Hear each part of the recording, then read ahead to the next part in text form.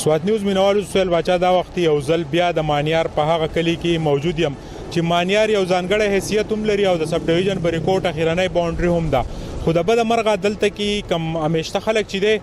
هغه ولې د یو بل په سر شکایتونه کوي د ان ایچ کم د حال چې وشو په مانیار کې چې کم کټینګ وشو د روډ دپاره نو که دلته کې د یو غریب سړي دپاره د یو فوټ 2 فوټو د تعاون خبره شوې ده نو په هغه هم شکایت کیږي او که دلته کې یو ځای داسې چې هغه د روډ نه بیرته خو نیم فوټ د هغه فاصله راځي په هغه هم شکایت کیږي. دا ولې کیږي او د مانیار دا دونه کټینګ وشو د دې د ملبه اوچته نه شوه د خلکو ته هېڅ ریلیف چې دی هغه د ان ایچ ای طرفه میلاو نه شو او دلته یو مقامي قبرستان هم په دې کې رالو. په دې ټولو خبره کوو زموږ سره د پاکستان تحریک انصاف صدر محمد روم خان موجود دی. محمد روم خان دا راته ووایه چې دا ولې داسې کیږي دلته قوم ولې په یو بل شکایتونه کوي؟ اعوذ بالله من الشیطان الرجیم بسم الله الرحمن الرحیم. ټول نه مخکې سهیل باچا موږ ستاسو د مانیار عوام ډېر زیات شکریا ادا کوو چې وخت په وخت راځي او د دې خلکو په دې دوک او در کې ته شاملېږي او دا په د خپل سکرین په شیشه باندې ټول دنیا ته حکومت ته ان ایچ ته خو بیا هم هغې داسې صورتحال جوړ کړی دی. خو مسله زموږ دا ده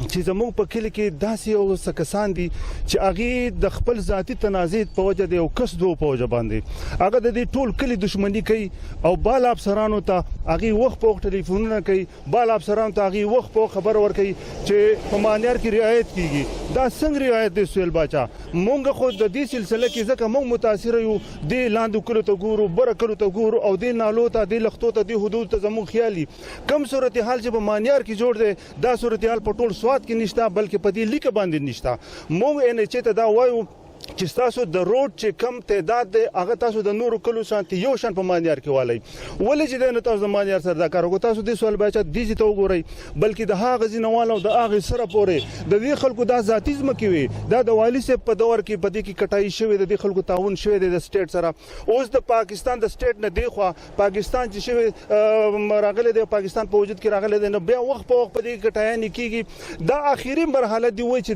دا خو دا آخري مرحله هم نه ده. اوس په دې نورو کلو کې چې کم صورتحال روان دی موږ وایو چې د مانیار سره هم هغه صورتحال وشي خو ونه شو جي. تاسو دې صورتحال ته وګورئ چې د خلکو برنډې کټ شوي د خلکو صحن کټ شو د خلکو برجخانې کټ شوي د خلکو تاوانونه اجرې پکې ختم شوي دوکانونه ختم شو. نو موږ دا وایو چې ان ایچ که دومره ظلم کوي نو ولې دا ظلم په دې قوم سره روان؟ محمد روم خان دغه موږ که وګورو د مانیار ځمکه چې دا هغه کمه ده یو طرف ته غر نیولي بل طرف ته سیند دی او په منځ کې ستاسو یو وړوکی شان کلی دی نو ولې دا قوم نه متفق کیږي؟ لکه تاسو ډیره زیاته قرباني وکړه چې کمینه مه د هغه ځای نه د دې ځای پورې تاسو روډ ډیر زیات کولاو پرېښودو دا په دغه شورګر کې هم وته که ستاسو قوم پې متفق وي دا خلک ولې داسې کوي او به حیثیت قوم تاسو دې مخنیوی ولې نه کوئ؟ سهیل باچا تا ډېر ښکلی سوال وکړو. زموږ بدقسمتي دا ده تا ته ما مخکې ووایي چې زموږ په مانیار کې داسې څه کسان دي چې د هغې د خپلې تنازع په وجه باندې د یو کس نه په وجه باندې ټول مانیار سره لکه دښمني کوي. خو بیا هم موږ اوس دا وایو چې موږ به د دې مانیار چې څومره متاثرین دي د دې او موږ به د هغې یو کمیټي جوړو او دا خلک به ځان سره شاملو په دې کې د ممبرانو په حیثیت باندې. بل لا چې موږ د مانیار نه علاوه داسې په نورو کلو کې چې څوک متاثره شوي دي نو هغه خلک به هم په اعتماد کې الو موږ به ښه باقاعده ان ایچ ته به موږ هلته دفتر ته ځو بیا به موږ که په دغې نه کې دلته به مظاهره کوو کیدای شي چې موږ پکې عدالت ته هم لاړ شو. محمد روم خان څونه فکر دی څونه کورونه حجرې او دوکانونه چې دی هغه وړنګولی شول او هغه متاثره شو په مانیار کې؟ دا جی تاسو د مخې خبره ده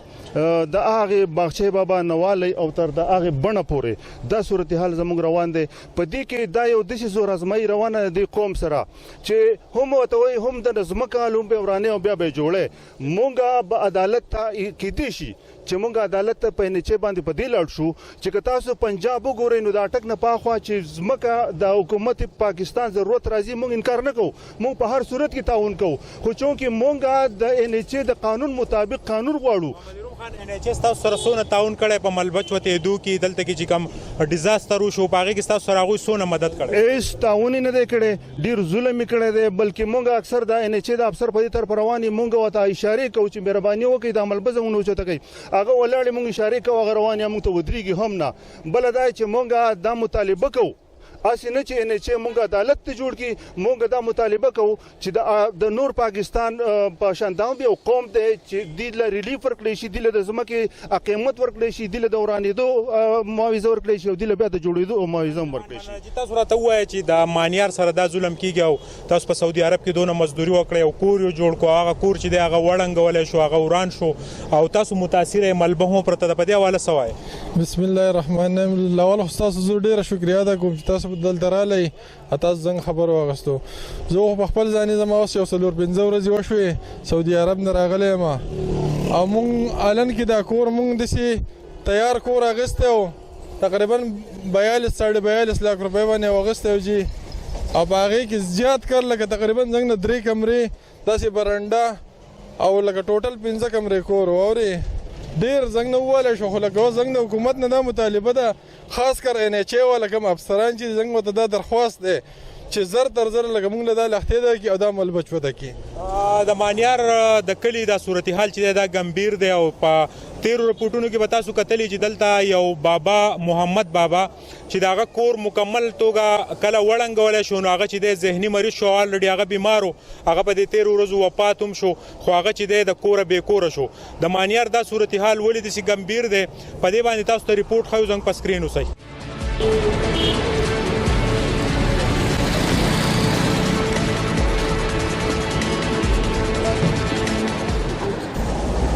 د مانیار د کلي حجرې کورونه او دلته کې همیشه چې کوم د غریبانو خلکو دکان نه هغه په مکمله توګه وران کړی شو. د دې حجرې کومه چوړایي او لمبایي چې وه لمبایي خو یې په ځای پاتې شو خو د دې چوړایي ډېره زیاته چې دی هغه کمه شوه متاثره شوه د 8 فوټونه سیوا چې دی دا حجره چې په مانیار کې به کله راښکاره شو نو د دې حجرې ښایست دونه و چې دې ته به خلکو کتل د دې یو ډیزاین راښکړی شوی په هغه وخت کې کچري چې دوی ته په وخت باندې نښې کړی وې حدودات شوی وې نو دا مسله به نه وه. زموږ سره رحم غفران خان موجود دی دا راته ووایي چې تاسو د مانیار کلي سره دا دومره زیاتی ولې وشو؟ بسم الله الرحمن الرحیم. د ټول ناول خو سهیل باچا صاحب ستاسو او ستاسو د ټول ټیم او د بازیره.com د ټولو ملګرو انتهایی مشکور یم چې هغه وخت په وخت راغلي دي او د دې خلکو د درسایي کړي ده او د دې هغه حوصله افزایي کړي ده او راغلي دي. نور داسې سرکاري داسې حکام یا داسې کم نمایندګان چې دي هغه د دې خلکو خوال نه دي راغلي نو دا ډېر محرومه پاتې شي. زه تاله ډېر کریډټ درکوم. تاسو د دې حجرې خبره وکړه نو دا په 1974 کې آباده شوې وه او دلته د دې مانیار څه جرګې چې به یا څه مسایل چې بول هغه به په دې کې حل کېدل نو د دې یو ډېر غټ تاریخ دی چې زه بیانوم نو ډېر ټیم بالي خو بهرحال لکه دا د کلي مشترکه حجره وه او د هغې دا حال شو چې تقریبا ستاسو اوس به کې 2 کټه نه راځي او 8-9 فوټه د هغې نه کټایي وشوه او د هغې هغه کم حسن ستاسو چې د خبره وکړه هغه ختم شو. بهرحال زه به د یو ذموار کس د تحصیل خبره کومه ځکه چې زه یو سماجي کارکون یم او د قومي وطن پارټۍ سره زما تعلق دی او د خلکو خیر ښېګړې لپاره منډې تړلي وو نو زه به خپله خبره نه کوم. الحمدلله په موږ الله رحم کړی دی او دا به بیا بحال به شو خو په دې روډ باندې داسې خلک دی چې هغه د سوري ځای و او دغه یو واحد ځای و چې هاتې کټ کړی شو نو هغه اوس په کرایانو په کورونو کې دي څوک د خپلو خپلوانو کړی دي رشته دارو کړی دي نو د هغو د سهارا څوک نشته. زه د ټول نه او د دې اواز چوتول چې دي ستاسو په وساطت سره موږ به چوت کو خدا په یو غټ فورم سره چوتول غواړي لکه زما اشاره صوبایي اسمبلی ته را قومي اسمبلی ته را دا و ام پی ګان چې کم دي 2 ام ان ګان چې کم دي د دې نه زموږ ډېره سخته ګیله ده ځکه چې دوی خو موږ دې له نه دي منتخب کړي چې دوی به خپله عشرت کوي خپلې مزې به کوي موږ دې له منتخب کړي چې د دې عوامو د دې غریبو څه مسایل راځي نو دوی به په هر فورم باندې چوتوي نو د هغې بجای چې دوی په هلتې اواز چوت کړي نو دلته دوی د دې خلکو خواله نه دي راغلي. زه وایم چې لکه زه کټایي وشوه روډ کولاو شو ستاسو خبره چې په وخت باندې حدبندي شوې چې دې نه به دې خوا تاسو کار نه کوئ هغه غلطیانې خو د حکومت نه شوي دي خو بهرحال د غلطیانو د پاسه غلطیانې کوي دومره ذموار حکومت دی په کار ده چې لکه دا صوبایي ممبران چې کم دي دا امنګان چې دي چې دوی هم هغو ته دا ویلی چې دا خو ستاسو قانوني حق دی خیر دی روډ پلن کوي خو له دې معاوضه ورکوي. مغفران صاحب دا راته ووایه چې ان ایچ چې دی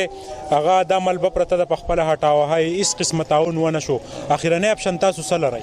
نو خبره داره چې د خندا خبره داره چې لکه ته وایې چې دا چېرته ښار ناپرسان دی نه ملبه به په خپله به زی ورانې په خپله به ملبه چوتې په خپله به هر څه کې څه یو ذموار کس ستا خواله نه راځي نو زموږ سره خو بل څه اپشن نشته خو زموږ به یو احتجاج کوو د پریس کانفرنس په دغه باندې کوونه شوه بیا به روډونو ته راوځو او له دې غریبو د حق تپوس به کوو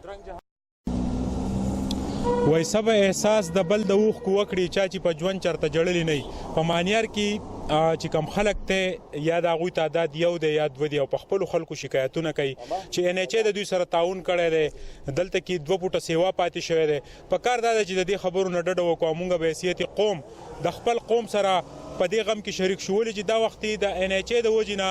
د مانیار کما زړه آبادي وه دلته چې کوم آثار و دلته چې کوم حجرې جوړې شوي هغه په مکمله توګه چې دی وړنګولی شوې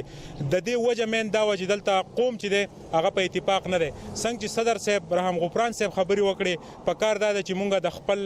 د کلي چې دی دفاع وکړو او د مانیار د حقوقو دپاره چې دی اواز پورته کړو نن هم په مانیار کې دومره ملبه پرته ده چې د ان ایچ ای دا ذمواري ده په دې کې مختلف فنډس چې دي هغه ان ایچ ای ته راغلي خو دغه کرپټه محکمه چې ده د مانیار دا ګن چې دی په اوچتولو باندې دوی هېڅ کاروایی نه کوي په مانیار کې په 13 ورځ ما چې څنګه ووې دلته یو بابا و چې هغه د دې غم د لاسه مړ شو او د خپل کور نه بې کوره شو او داسې زیاتره کورونو والا چې دي هغه د خپلو رشته دارو کره چې دی هغه په رهایش مجبوره شوي دي ولې چې دلته کې د مانیار کم بند چې دی او د سب ډویژن بریکوټ اخیرنی بونډرۍ پورې په مانیار کې د جی ټي روډ په غاړه هېڅ د اوسېدو ځای یا دا کم مارکیټونه چې ول هغه ختم کړی شوي دي ضرورت هم د دې خبرې دی چې په صوبایي او په وفاقي توګه باندې د ان ایچ ای د دغه کرپټ افسرانو نه تپوس وکړی شي چې تاسو په 1981 کې ولې د دې حدود نه ایښودل د مانیار خلکو به هم د دوی پالیسي منلې وه خپل کورونه به یې اخوا رخ کړي دا وخت د مانیار رغبه انتهایی کمه ده یو طرف ته غر دی او بل طرف ته سیند دی